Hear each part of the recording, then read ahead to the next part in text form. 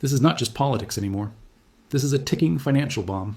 And if it explodes, it could wipe trillions off the global economy in days, because what's being whispered right now is that Donald Trump could try to fire Jerome Powell within 30 days of taking power. And if that actually happens, you're not just looking at a policy shift, you're looking at a constitutional crisis that could break the system holding the entire global market together. Let me explain why this is so dangerous. Right now, the Federal Reserve is supposed to be independent, not kind of independent. Not independent unless the president gets mad. Fully independent? That's the entire point of its existence. Because the moment politicians start controlling money, history shows things spiral fast. Hyperinflation, currency collapse, market panic. It's happened before, many times. And the US built the Federal Reserve System specifically to avoid that. But now, we're hearing something very different. Trump allies are openly discussing removing Jerome Powell, not later, not gradually, quickly, aggressively, within weeks. And suddenly, economists, investors, even political insiders are asking the same question. Can he actually do that? Because here's where things get complicated. The law is not crystal clear. On paper, the Federal Reserve Chair can only be removed for cause. Well, that sounds simple, but what does cause actually mean? Misconduct? Negligence? Or just disagreeing with the president? That's the gray area. And gray areas in constitutional law are where chaos begins. Now imagine this scenario. Trump takes office. He immediately clashes with Powell over interest rates. He wants them lower, fast, aggressive cuts, because lower rates mean cheaper borrowing. And cheaper borrowing can pump the economy, at least in the short term. But Powell doesn't agree. He's worried about inflation. He's worried about long-term stability, so he resists. And then Trump decides to act. He announces Powell's removal, just like that. No long process, no slow transition. One decision. Boom. Now pause for a second, because what happens next is where things get scary. Markets don't like uncertainty. They hate it. And this would be the ultimate uncertainty. Because suddenly, the independence of the Federal Reserve is gone. Or at least, it looks like it's gone. And perception is everything in financial markets. If investors even think the Fed is being politicized, they start pulling money out fast. Stocks drop, bond yields spike, the dollar weakens, and global markets follow. Because this isn't just about the US. The Federal Reserve is basically the heartbeat of the entire global financial system. Every major economy, every central bank, every hedge fund, they all watch the Fed. They all react to it. So if confidence in the Fed breaks, the ripple effect goes everywhere. Europe, Asia, emerging markets, crypto, everything. And that's why this situation is so explosive. Because it's not just a political fight, it's a credibility crisis. Now, here's where the internet splits into two camps. On one side, you have people saying this is long overdue. They argue the Fed has too much power, unelected officials, controlling interest rates, inflation, and money supply. They say that's not democratic. They say if the president is elected by the people, he should have control over monetary policy too. And honestly, that argument sounds appealing at first. More accountability, more direct control. More alignment with voters. But then, there's the other side. And this is where things get intense. Because critics are saying, this isn't about accountability at all. They're saying this is about control. Pure control. Control over interest rates. Control over money. Control over the economy itself. And once that line is crossed, there's no going back. Because if one president can fire the Fed chair for disagreement, what stops every future president from doing the same? Suddenly, the Federal Reserve becomes just another political tool, and that's exactly what it was designed not to be. Now let's zoom out for a second, because this isn't happening in isolation. There's a timeline here, and it's building fast. Over the past few years, Trump has repeatedly criticized Jerome Powell, publicly, aggressively, calling him out for keeping interest rates too high, blaming him for slowing the economy, at times, even suggesting he should be removed. But back then, it felt like rhetoric, frustration, political pressure, not an actual plan. But now, the tone has changed. This is no longer just talk. There are reports of legal teams exploring the exact mechanism to remove him. They're studying precedent, analyzing court rulings, looking for loopholes. And that's what makes this different. Because when lawyers get involved, it means someone is serious. Now, here's the twist most people aren't paying attention to. Even if Trump tries to fire Powell, it doesn't end there. It actually begins a much bigger fight. Because Powell wouldn't just quietly leave by gut. He could challenge the decision. in court. And that's where things explode into a full-blown constitutional crisis. Because now you have the executive branch saying one thing and potentially the judiciary saying another. Who has the final authority? The president or the law protecting independent agencies? There's no quick answer. And while that legal battle plays out, markets are left hanging, uncertain, volatile, reactive. And in that environment, even small signals can trigger massive moves. Now imagine headlines breaking globally. Fed chair fired. Legal battle begins. Markets plunge. That's not hypothetical panic. That's realistic behavior based on past crises. We've seen how fast markets can react. 2008, 2009. Even smaller shocks have caused huge swings. And this would be a shock at the core of the system. And because, again, this isn't about one person losing a job. It's about whether the Federal Reserve is still independent. And if that question even exists, confidence starts to crack. Now here's where it gets even more controversial. Some insiders are suggesting this move could be intentional, not accidental, not reactive, strategic. The idea is simple. Force a confrontation, challenge the limits of presidential power, redefine the relationship between the White House and the Federal Reserve. In other words, this could be bigger than Powell, much bigger.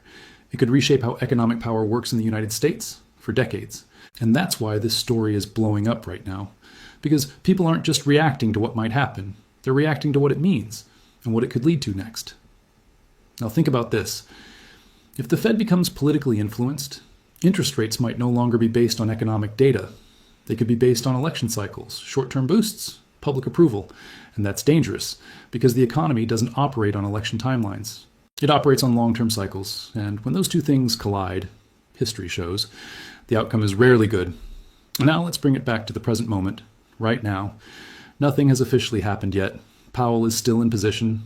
The Federal Reserve is still functioning as normal. Markets are still relatively stable. But underneath that surface, there's tension building because everyone is watching. Investors, banks, governments, they're all asking the same question. Is this actually going to happen? And if it does, how bad could it get? Because here's the truth. Most headlines won't tell you. Financial crises don't start when something happens. They start when people believe something might happen. That's when behavior changes. That's when fear kicks in. That's when money starts moving. And right now, that belief is starting to form, slowly, quietly, but undeniably. And that's why this story matters so much. Because it's not just about Trump. It's not just about Powell. It's about the foundation of trust in the financial system itself. And once that trust is shaken, even slightly, the consequences can spread faster than anyone expects. So the real question isn't just, will Trump fire Powell? The real question is, what happens if he tries? And that's where things get even more intense, because the next phase of this story is where law, politics, and global finance collide head on.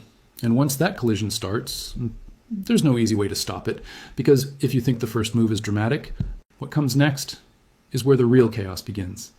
Because the moment an attempt is made to remove Jerome Powell, this stops being a policy debate and instantly becomes a legal war, and not a small one, a full-scale constitutional showdown. Now, here's the part. Most people don't understand. The Federal Reserve is not a normal government agency, doesn't sit neatly under the president. It doesn't answer directly to Congress either. It was designed to exist in this strange middle ground where it has power, but is shielded from political pressure, and that design is exactly what's about to be tested. Because if Trump moves to fire Powell, the first question courts will ask is simple. Was there cause? And that word on cause is about to become the most important word in global finance.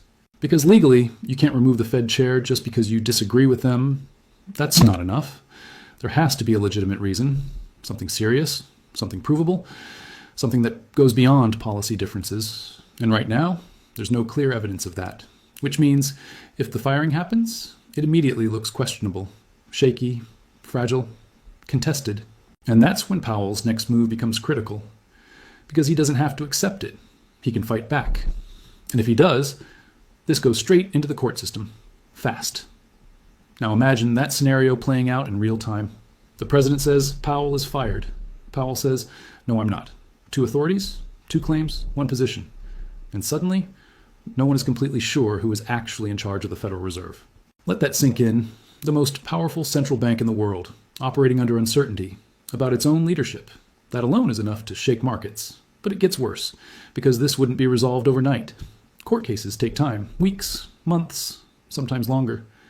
And during that time, every decision the Fed makes would be questioned. Every interest rate move, every statement, every signal. Markets would be asking, is this even legitimate? And when legitimacy comes into question, confidence starts to disappear. Now here's where things start accelerating.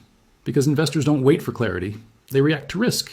And this situation would scream risk. So what do? They start repositioning quietly at first, then all at once.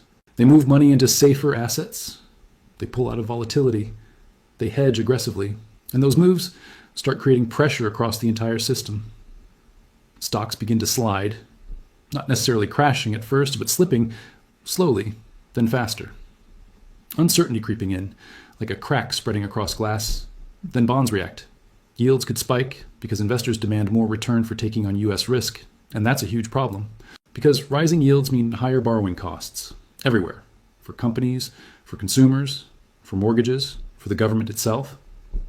Now layer that on top of everything else happening in the economy. Debt levels already high, global growth already fragile, geopolitical tensions already simmering. And suddenly, this isn't just a domestic issue anymore. This becomes a global trigger point. Because here's something most people don't realize. The US dollar isn't just America's currency, it's the world's reserve currency, which means if confidence in US institutions weakens, it affects everyone. Trade, energy, debt markets, everything tied to the dollar feels it. So now imagine global investors watching this unfold. They see political interference in the Federal Reserve. They see a legal battle over leadership. They see uncertainty at the very top of the financial system. And they start asking, is the US still stable? And that question alone can trigger capital outflows. Fast. Money leaving, searching for safety elsewhere. And when that happens, the dollar weakens, which might sound good at first. But in this context, it's not. Because a weakening dollar driven by fear is very different from a controlled adjustment.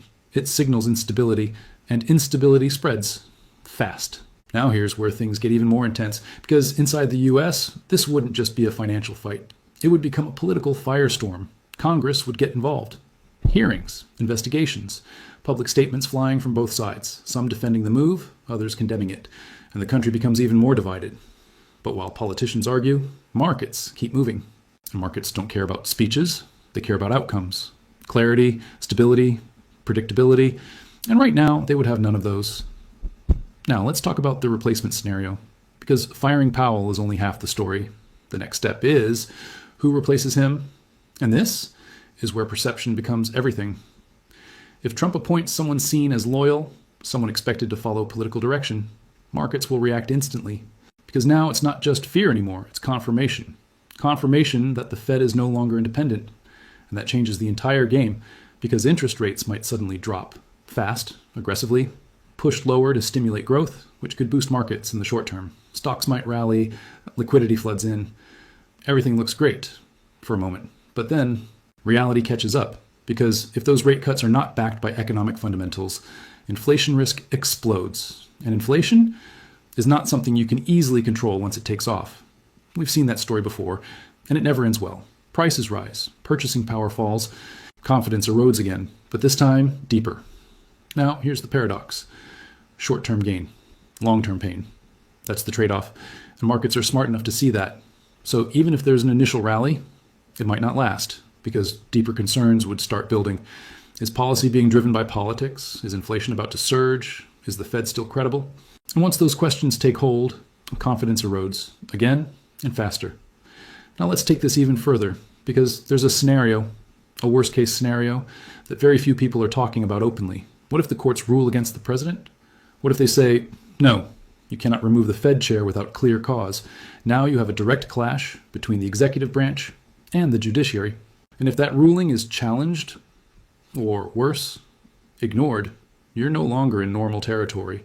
You're in constitutional crisis territory, the kind that doesn't just affect markets, but the entire structure of governance. And markets absolutely hate that kind of uncertainty, because now it's not just about money, it's about the rule of law itself. Now pause and think about that. A situation where investors are questioning not just economic policy, but the stability of the legal system. That's the kind of shock that doesn't stay contained. It spreads fast, globally. Now here's why this story is dominating conversations among insiders. because unlike typical political drama, this has real immediate consequences. It's not theoretical. It's not abstract. It's real money, real risk, real impact. It hits portfolios, it hits pensions, it hits savings, it hits everything connected to financial markets. And that's why big institutions are already watching closely. Hedge funds, banks, central banks around the world, they're all modeling scenarios, trying to predict outcomes, trying to position ahead of potential volatility. Because in moments like this, being early matters. Now let's talk about timing, because the 30 days idea is what makes this even more explosive. This isn't a slow burn, it's a rapid escalation, a compressed timeline, which means less time for markets to adjust, less time for institutions to react. Everything happens faster, and speed amplifies volatility. Now imagine waking up to breaking news. Fed chair removed, legal challenge filed, markets react. Within hours, trillions could move. Algorithms trading, funds rebalancing, investors panicking. And once that chain reaction starts, it's very hard to stop because markets feed on momentum. Fear creates more fear. Selling creates more selling. And suddenly, you're not dealing with a controlled situation anymore. You're dealing with a cascade, a system under pressure, reacting to itself, accelerating its own instability. And at that point, the question is no longer, will this cause volatility? The question becomes, how far does it go?